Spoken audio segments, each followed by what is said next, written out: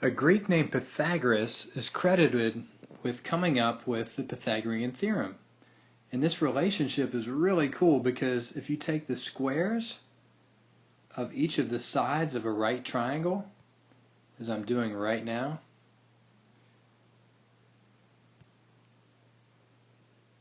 then there's a really neat relationship. If you take the square of the two legs, or the shorter sides, so this one here and the purple one here, and you add them together, it gives you the same area as the longest side square. And just think, c times c is c squared, b times b, that's a square, is b squared, so these are the areas, and a times a is a squared, and it looks a little bit more like this, and you can see color-coded there that the a squared plus the b squared, if you add up, and you have to rearrange them a little bit, but check it out, you have 9 of them here, 9 of the yellows, so 1, 2, 3, 4, 5, 6, 7, 8, 9, we just rearranged them a little different, and then we have, that's a 4 by 4, so 16 red, that's a 4 by 4 there, and it equals the same as the area of the longest side right here. It's called the hypotenuse squared. So go ahead and draw that diagram, just a right triangle like I've done here, and make sure that you draw the squares coming from each of the sides. And then if you want to color code it like we did here, that's really a cool visual way to do that, just so that you can see that it's the same area. And this works for every single right triangle. Alright, now that you have your picture drawn, this is what Pythagorean Theorem means. It's the sum, meaning adding the squares of the legs equals the square of the hypotenuse. So if we're squaring a number, that's the same as drawing the square. It means the same thing. Now, what are legs and what are hypotenuse, you might ask? Well, legs are the two smaller sides that make the L shape. So look at this right triangle. This side and this side make the L, or that right angle. So that's a way that we can remember that they are the legs of the right triangle. Now the hypotenuse over here is the side opposite of the right angle. So here's our right angle. It's the side that's opposite of the right angle. And just think, this is a really long word, hypotenuse, so that also makes the longest side of the right triangle. And legs are the shorter word, so they make the shorter sides. Alright, pause the video if you need more time. We're going to do an example. Well, this is the Pythagorean theorem. A squared plus b squared equals c squared, just as we proved above with the squares of the right triangle. So let's jot that down, because that's what we're going to use for example 1. Okay, example 1, the legs are 6 inches and 8 inches. Find the hypotenuse. Alright, well, I'm going to jot down that formula we just talked about. A squared plus b squared equals c squared. And I know a and b represent my legs. And I know that c represents my, I'm going to abbreviate hypotenuse with HYP period. It's all about the hype. Alright, let's bring the hype over to this formula. We have our two legs. It doesn't matter which one we plug in where. So I'm going to plug in the 6 for A and the 8 for B. Again, it could have been, that's commutative property, tells us it doesn't matter the order. If we add 6 and 8, it doesn't matter if we add 8 and 6 or 6 and 8, it's still the same thing. So equals my C, or my hypotenuse from up here, is my longest side. So that's what I'm trying to find. So whatever I get for it, it needs to be bigger than the 6 and the 8. Okay, so 6 squared, 6 times 6 is 36, so what's 8 squared? 8 times 8, which is 64. And then we need to add those together. Again, I'm just doing order of operations here. So I do exponents before I add. And 36 plus 64 gives us 100. And now I need to think, what's the inverse? We want to solve for c. What's the inverse of squaring something?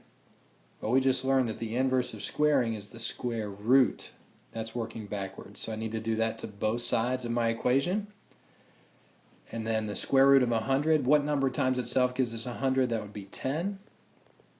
So it's 10 inches is my hypotenuse. And just to double check it, remember your hypotenuse is always bigger than your legs. So 10 is bigger than the 6 and the 8. So I know that it's going to check. Alright. Next up we're going to draw a picture. So go ahead and draw a right triangle with me. I'll make that side be short, this side be longer, and then they connect. I'm going to draw my right angle symbol, the box. And this is our example 2. And let's say this side is 5 centimeters and this side is 13 centimeters. Well, remember, Pythagorean Theorem is as easy as A, B, and C. So I'm going to use my a squared plus b squared equals c squared formula. That means if I square a and square b and I add them up, they should equal the square of c. So I'm going to plug in my two smaller ones for a and b. Now remember, it doesn't matter which one I plug in for a and b as long as they're the ones that make the L shape for legs. So I'm going to plug those guys in. And I'm going to plug in a 5 for A, and I'm going to say I don't know my B. So again, I'm labeling these guys. I'm calling that one A, this one B, and that one C. So equals C squared. And now I'm just going to do order of operations. I want to solve for B. So to solve for B, I'm going to first do my exponents. I don't have any parentheses, so next up is exponents. So 5 squared is 25 plus b squared equals, and I just realized I didn't plug in for my c. Whoops. I have my c. What's my c value? 13. So I'm going to plug that 13 in there, and 13 squared means 13 times 13, which is 169. Still want to solve for b, so I need to get b by itself. And I have a positive 25, so the inverse of that is a minus 25. And whatever I do to one side, I do to the other. So minus 25 over here. 25's cancel, and I have b squared equals 144. And now remember, the inverse of squaring something is taking the square root. So the square root gets rid of that squared. And the square root of b squared is b, which is what we want. The square root of 144, what times itself gives us 144? That would be 12. So b is 12 centimeters. Now just to check it, our longest side's 13, so that means our two legs must both be smaller than our longest side. 12 is smaller than 13, so it looks like we did this correctly.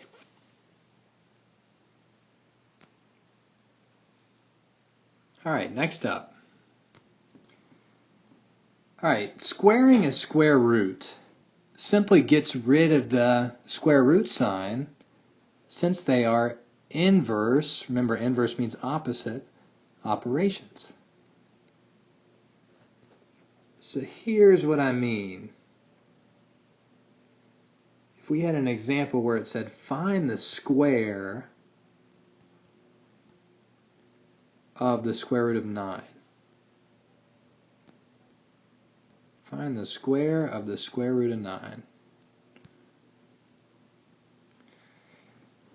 Well, what will we do? Well, let's break it down and prove why this works. So the square of square root of 9 means the square root of 9, the whole thing, squared. Well, what does that mean? It means it's the square root of 9 times the square root of 9. Well, I know what the square root of 9 is. What times itself gives me 9? That would be 3. So this is really just 3 times 3. And 3 times 3 is just 9.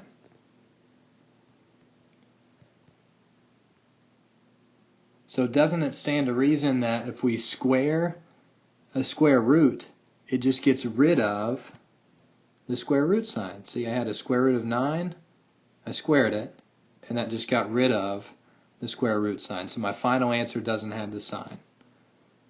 So if we squared, for instance, 25, and we squared it, that would just equal 25. It's that simple. And that comes in pretty handy because that's a shortcut. All right, let's think about what we learned about right triangles. How do you know if the sides of a triangle make up a right triangle? In other words, all you're given is the 3 sides. Can you prove that it's a right triangle?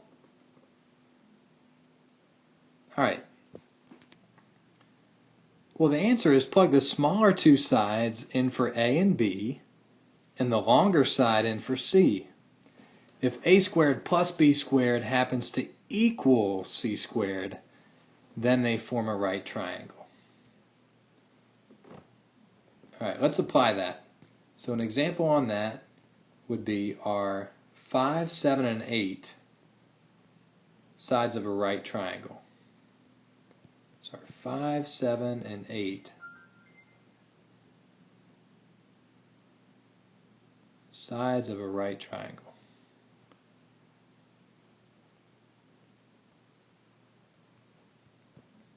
All right, which ones are the shorter 2? Yeah, 5 and 7, right? So we're just going to use a squared plus b squared equals c squared. We're going to name our 2 smaller ones a and b. So our 5 and 7 are going to be a and b. And then our biggest one is going to be our c. So our biggest one is 8. So just plug each of those guys in. And I just want to see if this equation works. So 5 squared is 25. 7 squared, 7 times 7 is 49. 8 squared, 8 times 8 is 64. Now if I add up 25 and 49, I don't get 64, I get 74. So 74 does not equal 64. So our answer would be this is not a right triangle. So the answer is no, it's not a right triangle, and we just proved it because it doesn't work for Pythagorean theorem. All right, this wraps it up. Just remember, Pythagorean theorem is as simple as looking at your 2 legs, making them squares, adding them up, and it should be the square of the longer side. All right, way to go, Pythagoras. It makes sense.